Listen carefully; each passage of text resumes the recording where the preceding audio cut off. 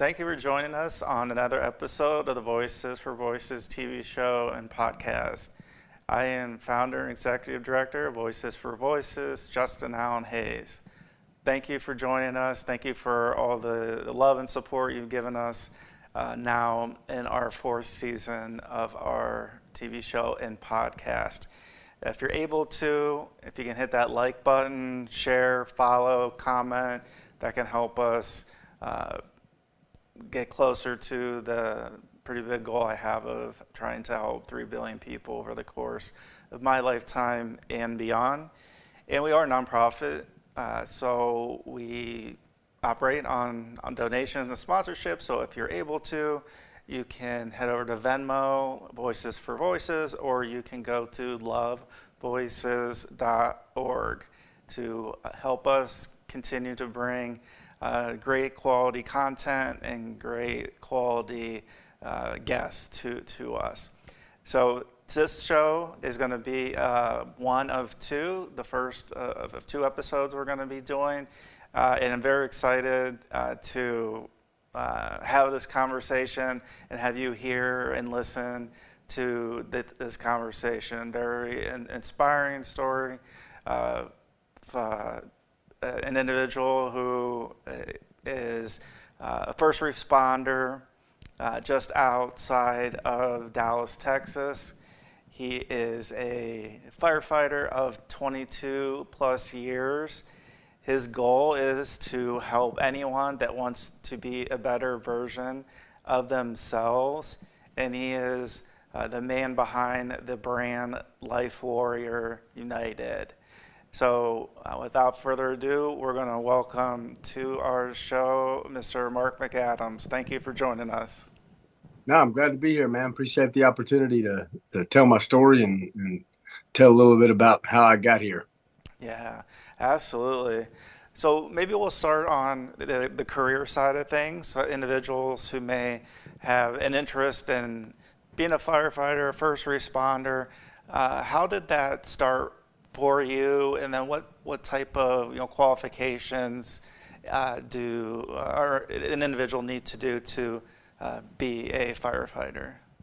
Yeah, it's an interesting story for me. I graduated with a degree in exercise science from Abilene Christian University, and I was a baseball player in college, and that's what I thought I was going to do the rest of my life, but obviously God had other plans for me. But so I got out of that and was in the fitness industry around Dallas, Fort Worth area, and realized after a few years that the gym business can be a shady business, and really was not what I was looking for to help people. Just so happens there was a young guy there that was a part-time trainer, but he was a full-time firefighter in Grand Prairie, Texas, which is not far from where I was working in Dallas. And he kept telling me, "Hey, you need to go be a firefighter." When my head, I was like, I didn't graduate. I didn't go to college to be a firefighter. And so it was after a few short months. I'm an outside guy, and I was training this lady. It was like noon in March, and the night weather was nice. And I'm like, man, I should be fishing or something. And and I was training this lady. I'm staring outside this whole time, and literally when I got through training that lady, I walked to the front counter and I said, "Hey, I quit. I'm out." And it was surprised everybody, of course, because I had quite a few clients, and I called my wife and I said, "Hey, I'm going to the fire academy. I'm going to pay my $1,700 and I'm going to fire school." And that's how it happened. And I started fire school that very next day, and that was in 1997. And 1998, I had my first job as a firefighter. So it kind of happened all fast for me, but it was the absolute best choice. I realize now you get people put in your path that sometimes it help guide you where you're supposed to be. And that's where I was supposed to be. And so that's how it got started for me. I talk to kids all the time now. People call me about the fire service, and you're like, how do we get started? They want to know the true lowdown of the fire service, right? Yeah. There's a lot of people that will won't give you the whole truth about the fire department. And me, I'm not that person. I want a kid going into the fire service to know exactly what he's getting into, or he or she's getting into. And so things have changed a lot now. I have 3 of my friends, guys I work with, who have they work at a fire academy where you do all of your qualification, your book work, all your tests and all that stuff online at your pace. And so all of the book work and stuff is done that way. And then when you get to the part where you actually got to do the skills, you got to go to their place. It's set up just like a fire station. You live there like a firefighter. You go to the store, you clean the station, you clean the rigs, you do all the things just like if you were working at a fire station, including learning how to pull hose correctly, how to load hose correctly, how to get your gear on right, how to wear it correctly, smoke reading, all of the skills you need to be a firefighter are done in a 2 or 3 week period now on the campus after you do your book work. It's actually I think is a pretty cool thing, because there are a lot of people out there that have, you can't just, like me, I went to fire academy for months. I didn't have a job. It was a struggle. Okay. So my wife had to support us while I finished fire school.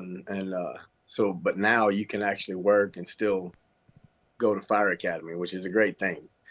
And so if you look at the cities that now are here around Dallas-Fort Worth, and I'm sure it's different around Cleveland and other places, but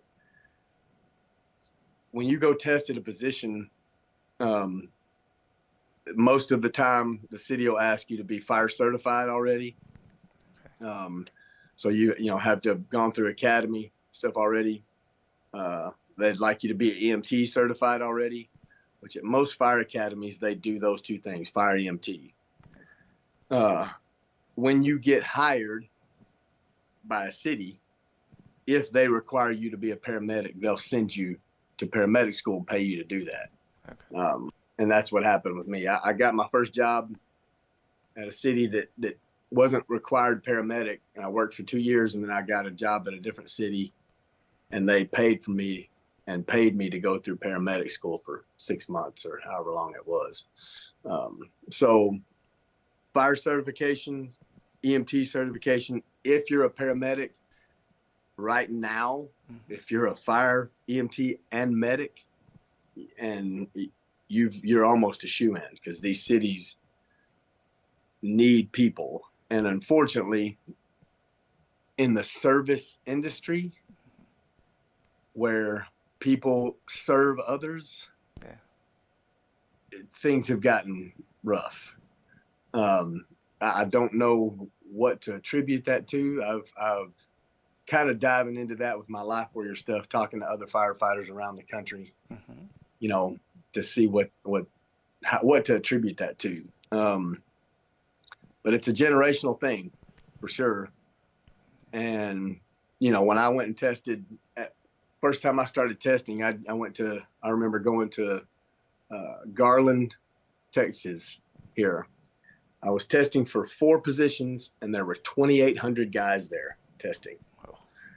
And now, like at the city, at University Park, when I went to take that test, there were 400 or 500 testing for 3 or 4 positions. And now they are literally having to send out letters to people and just saying, put in an application, and then we'll look at your resume, and then we'll have you come interview. So they're not even having to take a test because they can't get enough people to show up for the test. It's a weird dynamic now. And like I said, it's a generational thing. I haven't quite figured it out, but service has gotten the will to give service has gotten worse. So definitely things have changed in that sense. But man, they need them. They need good firefighters. They need good medics and people who actually care about their job and care about helping other people. Yeah. So along those lines, what's kept you in, right? So you talked about there's such a need for individuals in that service industry, and what's kept you alive in that industry, wanting to continue?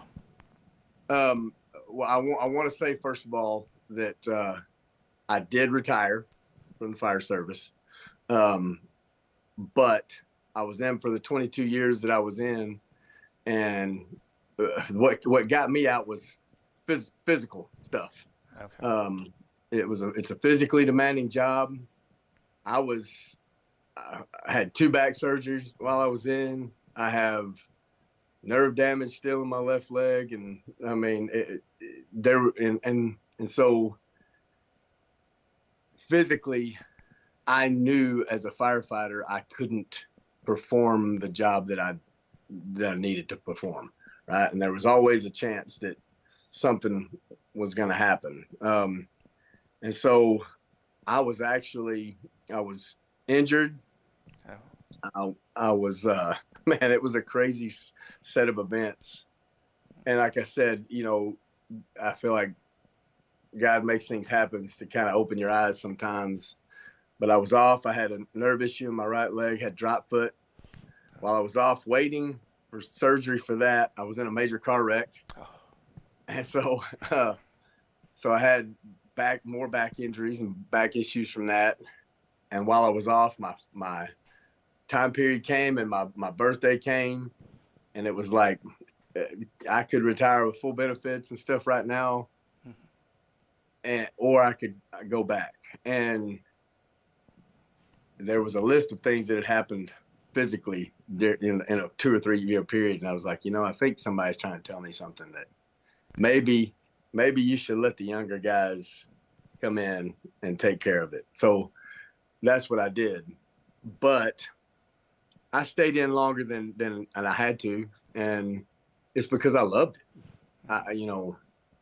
If you talk to any firefighter that stays that long, my whole identity was that.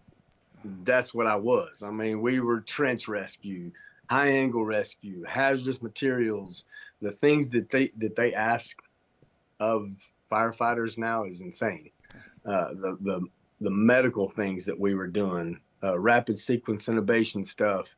I mean, things that you would normally have to go to nursing school and being at work for a while. It's like, no, we're going to teach you this right now and go.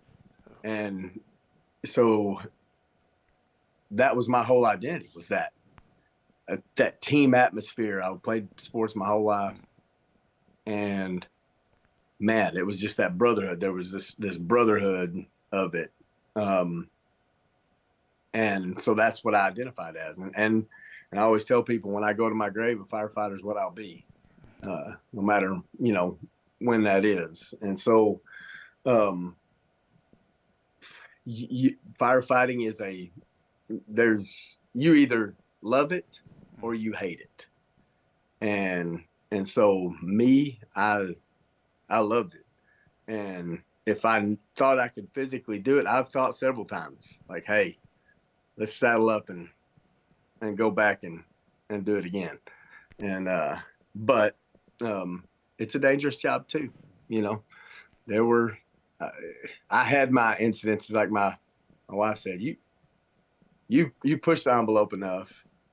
You had your incidences where there were close calls, could have been, and so let's not push it anymore. And so that's what kept me in, was just the love of the service and being a firefighter, right?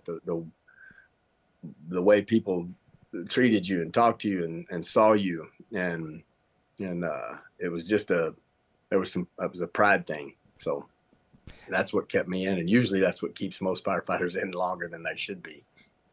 Yeah, and that profession, you almost call it like a vocation. It's kind of like you said. There's a higher power that's guiding along the way. And when you're talking about, like you said, all the different certifications, all the different things that you have to go to nursing school, and that we're kind of thrown in, and it's like, okay, here we're just gonna add this kind of to our tool belt, and it's really a calling, like you said. It's, you love it or you hate it, and just that feeling, or I guess, could you explain the feeling of helping others, kind of like what your core is?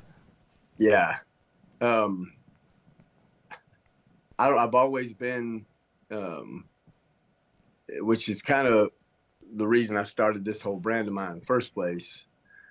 For some reason, I've always been that person that people on the street, people in a bar, people in a restaurant, they come and if for some reason they'll tell me their whole life story, and you can tell they're needing some sort of help, whatever that help is, mm-hmm. right? And so I've always been that way. I was that way in baseball. I was kind of that fiery leader type that, whoever I was playing against, they were my enemy that day, no matter if we were friends or not, mm-hmm. And, but just that there's nothing to me, there's no better feeling in the world than to actually help somebody who truly needs it and see the gratitude on their face and hear it in their voice. So one of the coolest things that happened was my kids, and this kind of tells why I do it, or I did it. My kids were younger. They went to a Catholic school here in town. And one day, I took them to school, mm-hmm. and this was away from the city I worked in. And I took them to school in my uniform because I'd just gotten off of work. Okay. And walked in, and this lady comes to me and she says, "Mark McAdams, Lieutenant McAdams?" And I was like, "Yes, ma'am." And she's like, "Do you remember me?" And I was like, "No, ma'am, I don't guess I do."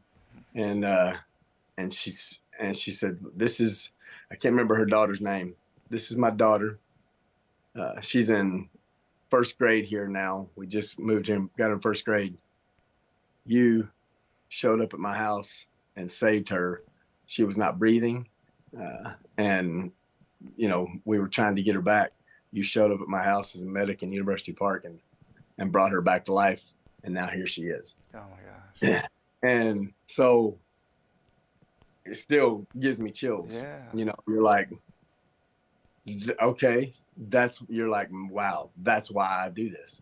There's somebody still walking this earth and getting to enjoy the life they should have gotten to enjoy because me and my brothers were there when they needed us, and we were good at what we did.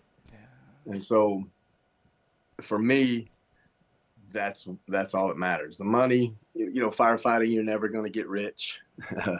That's not the point of being a firefighter at all. But it didn't matter to me. It was the reason. And so that's what, and every one of us, they won't, all of them, they're tough guys. They won't always admit it, but that's what drives most of them, is that chance to do that and get that life-saving award. Yeah. And it's really that emotional side of being a human, not just the physical side of what needs to be done in that realm. Having that mental side of like that higher calling, like this is why, and sometimes there can be a period of time in between those, and we can start to question different things mentally, like, okay, am I where I need to be, and why isn't this working out?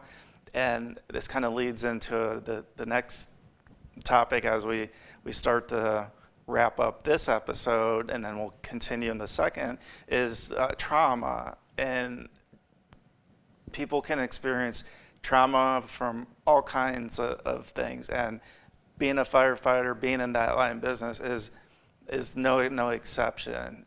Can you share how, I would say, how you're introduced to trauma, and then how that kind of became another starting point to where you are today? Yeah. So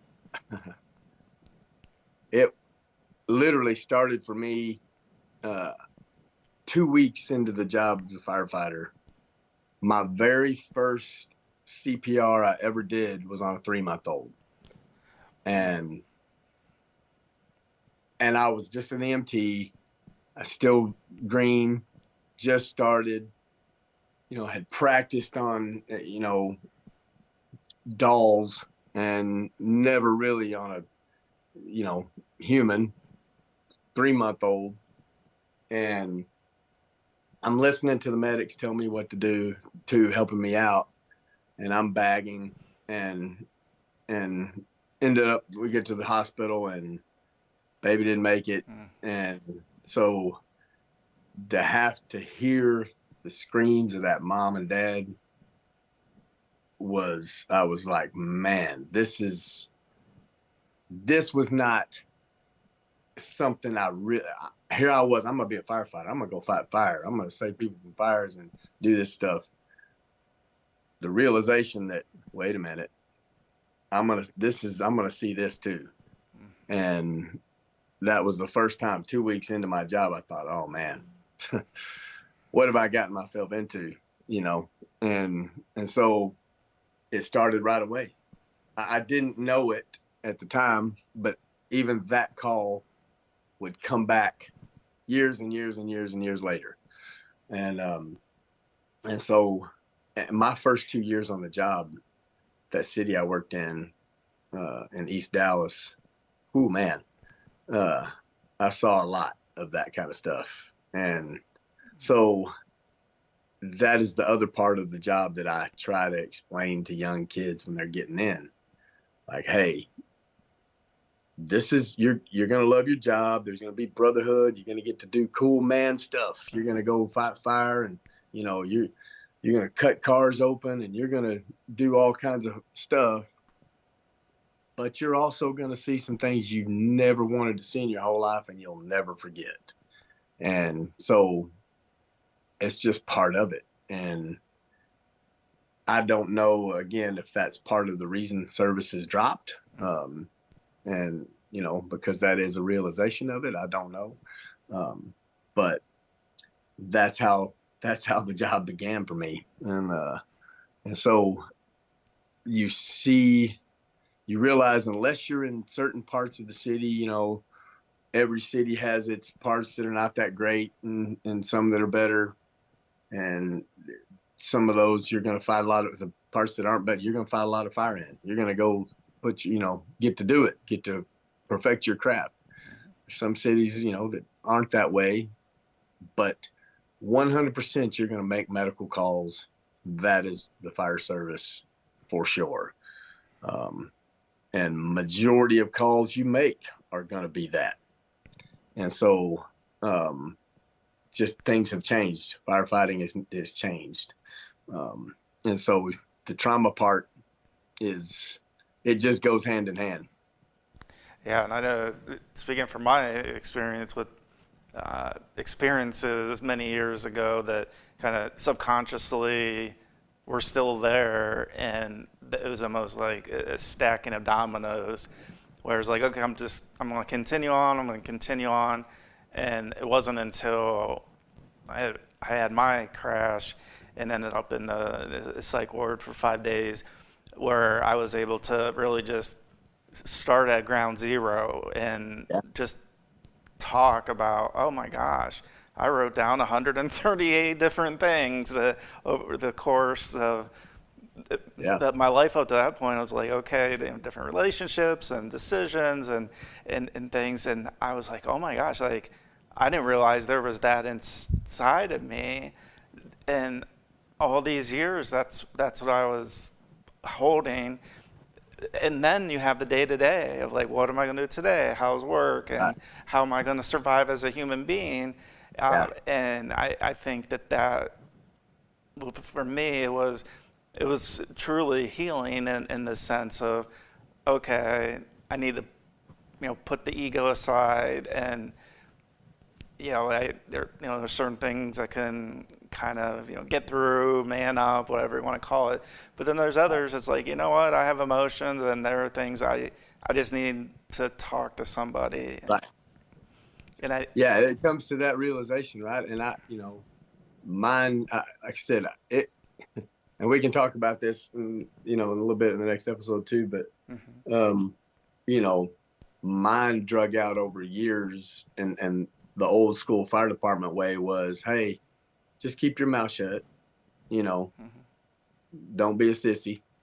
Just take it and move on. And man, the dreams, the nightmares, the sleepless nights, years on end, trying to keep it in, not say nothing to anybody, and because you didn't want to be viewed as that weak guy. And now I'm, at that point, I'm an officer too, and so now I'm thinking I can't let that be known for the guys that I'm working with, that's actually affected me. I can't, and the realization, I made a lot of calls on men who made that ultimate wrong last choice. And I always tell people the fire department broke me, but it also saved me. Because I went on calls with those men who made that ultimate wrong choice. And I would read those notes, and it would infuriate me because they would, talk about, oh, my kid, your kids, you're better off without me, and your life's going to be better without me, and all these things. And it would infuriate me. And I'd be like, man, what a coward. Why would you put that on your kids? How could you do that? And as time went on, and I'm going through my own stuff, and it cost me almost everything, including my life. It almost I had that moment of not wanting to be here anymore, and not wanting to do this anymore, and sitting on a couch in a 1-bedroom apartment after losing my marriage and the whole thing, and with a 45 in my lap saying, that's it, I'm done. And then that realization hit me, like, wait a minute. Again, somebody like knocking, hey, you remember all that stuff you used to say? Remember how, infuriated that made you? You got kids too, man. Get up. And this is where this came from. Get your ass up. Put your feet on the floor and go do life warrior stuff. This, that's what this is. And, and go handle your business. Take care of your kids, whatever. And so that instance in the fire department saved me. It broke me and it saved me at the same time.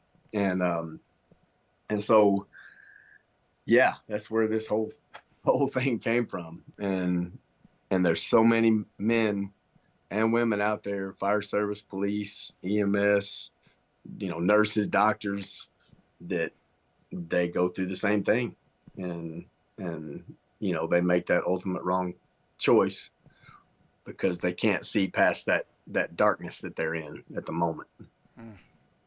Thank you for being so transparent. I mean, I know for me, it's not easy to, talk and share, but it's helpful because I know, we, with the audience we reach across all the platforms, there's going to be at least one person that's going to identify exactly with your story, and that might be that daughter that you helped save and now is alive and well, and that might bring this person back from whatever they were thinking at the time.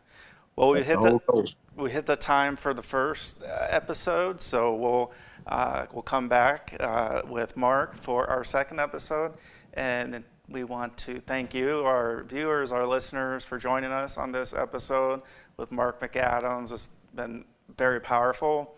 Come back next week for part 2, where we'll continue talking about trauma, the Life Warrior brand, and how Mark is truly just being that advocate for as many people as he can. So until next time, I am Justin Allen Hayes, founder and executive director of Voices for Voices. And until then, please be a voice for you or somebody in need.